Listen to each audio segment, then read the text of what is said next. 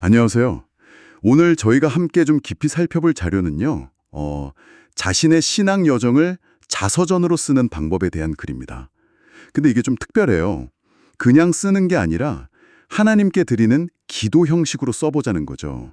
이게 핵심인데, 글을 누구한테 보여주려고 쓰느냐, 사람 보라고 쓰는지 아니면 정말 하나님께 드리는 건지, 거기에 따라서 글 전체의 성격, 태도까지 다 달라진다고 해요.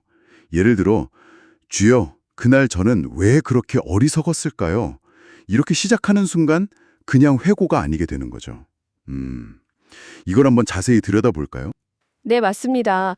그게 정말 중요한 포인트 같아요. 누구를 독자로 삼느냐가 글 쓰는 사람의 마음가짐, 그 근본적인 태도를 완전히 바꿔놓는다는 거죠.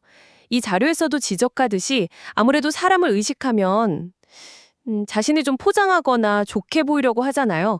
근데 전지전능하신 하나님을 딱 앞에 두고 쓴다고 생각하면 뭐랄까 변명보다는 솔직함, 그리고 회개로 나아가게 된다는 겁니다.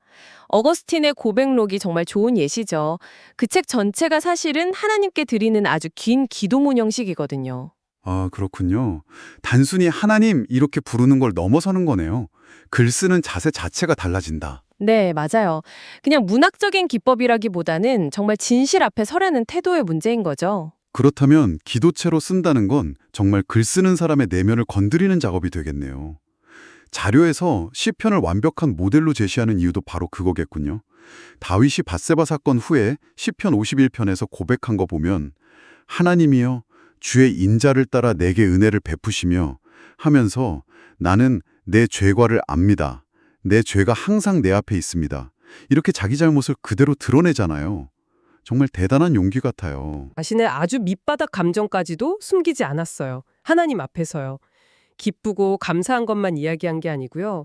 시편 32편 보면 다윗이 죄를 숨기려고 할 때 그 고통, 내 뼈가 쇠하였도다 이렇게 생생하게 표현하잖아요. 그러다가 죄를 딱 자복하니까 주께서 내 죄의 악을 사하셨나이다 하면서 그 해방감을 노래하죠. 또 어떤 때는 시편 13편처럼 여호와여 어니 때까지니까 하고 절규하기도 하고요. 반면에 시편 23편에서는 여호와는 나의 목자시니 내게 부족함이 없습니다. 이렇게 평온하게 고백하고요. 이런 극과 극의 감정들이 전부 다 하나님께 직접 드리는 언어였다는 게 중요해요. 와, 정말 그렇네요. 어거스틴의 그 배도둑질 고백도 다시 생각나요. 주여, 저는 그때 친구들 앞에서 그냥 잘난 체하고 싶었습니다. 이렇게 썼다고 하죠. 심지어 죄 자체를 좋아했기 때문입니다. 라고까지요. 네네. 이게 만약 다른 사람 읽으라고 쓴 거였으면 뭔가 변명이나 이유를 댔을 것 같은데 말이죠. 그렇죠. 아마 어렸으니까요 라든지 친구들 때문이었어요 했을지도 모르죠. 근데 하나님께 직접 고백하니까 그런 자기 합리화 없이 그냥 날고 그대로의 정직함이 나올 수 있었다는 거죠. 그래서 기도체로 글을 쓰면 나타나는 중요한 변화들이 있군요. 네, 몇 가지로 정리해 볼 수 있는데요. 첫째는 방금 말씀하신 것처럼 자기 변명이 사라져요. 대신 하나님, 제가 잘못했습니다. 그때 제가 참 어리석었습니다. 이런 솔직한 인정이 나오는 거죠. 네. 둘째는 감정이 정말 진실해져요. 시편 22편의 그 유명한 외침. 나의 하나님, 어찌하여 나를 버리셨나이까처럼요. 어쩌면 신앙인으로서 하기 힘든 말처럼 보이는 그런 극한의 감정까지도 토로하게 되는 거죠. 아, 하나님의 관점이 들어온다는 거예요. 그게 셋째 변화인가요? 네, 그게 어쩌면 가장 중요하고 또 흥미로운 변화일 수 있습니다. 바로 하나님의 관점이 개입된다는 거예요. 내 경험을 그냥 내 입장에서만 쭉 쓰는 게 아니라 이걸 하나님은 어떻게 보실까? 이걸 생각하게 된다는 거죠. 시편 139편처럼 나를 살피셔서 내 마음을 아시고 나를 영원한 길로 인도하소서 이렇게 기도하면서 내 삶을 하나님의 시선으로 보려고 노력하게 되는 겁니다. 와, 정말 글쓰기 자체가 하나의 영적인 훈련, 성찰의 과정이 되는 거네요. 실제로 글 쓸 때 시편의 언어를 좀 빌려 쓰는 방법도 제시되어 있더라고요. 네, 맞아요. 아주 구체적인 팁이죠. 예를 들어 글을 시작할 때 여호와여, 이제 제 인생의 그 시절 이야기를 주님께 아뢰려고 합니다. 이렇게 시작해 볼 수 있고요. 아하, 감정을 표현할 때는 주님, 그때 제 마음은 마치 시편 몇 편의 기자가 느꼈던 것과 같았습니다. 이렇게 인용할 수도 있고요. 네네. 깨달음을 얻었을 때는 아, 주님, 이제야 왜 그런 일이 있었는지 조금은 알 것 같습니다. 라든지 회개할 때는 시편 51편처럼 하나님이여 주의 인자를 따라 나를 긍휼히 여기소서 이 구절을 자신의 고백에 녹여내는 거죠. 정말 좋은 방법 같아요. 시편이라는 풍부한 자원을 활용하는 거니까요. 그렇죠.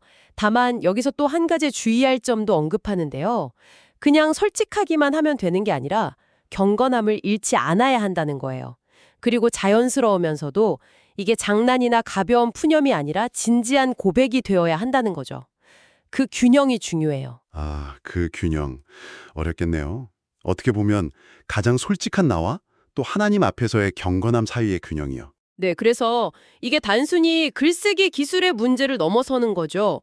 내 삶의 가장 부끄러운 부분, 힘든 감정까지 다 드러내면서도 어떻게 이것이 하나님께 드리는 거룩한 예배와 같은 고백이 되게 할 수 있을까? 이 고민이 필요한 거죠. 자, 그럼 오늘 저희가 살펴본 내용을 한번 정리해 볼까요? 당신의 삶의 이야기를 그냥 과거 기록으로만 남기지 마시고요.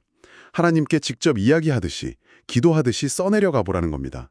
그렇게 함으로써 당신의 자서전이 그냥 책이 아니라 뭐랄까, 살아있는 신앙 고백, 살아있는 찬송이 될 수 있다는 거죠. 자료 마지막 부분도 아주 인상 깊어요. 오늘부터 시작해 보십시오. 여호와여, 제 인생 이야기를 주님께 털어놓겠습니다. 이렇게요. 네, 아주 강력한 권유죠. 여기서 한 걸음 더 나아가서 여러분이 스스로에게 한번 질문을 던져보시면 좋을 것 같아요.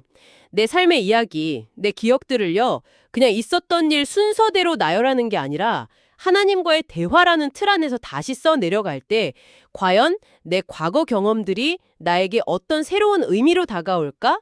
그리고 그 경험들에 대한 내 이해는 또 어떻게 깊어지고 어쩌면 변화될 수 있을까? 아마 이 질문에 대한 답을 찾아가는 그 과정 자체가 이 기도체 자서전 쓰기에 가장 큰 선물이 아닐까 싶습니다.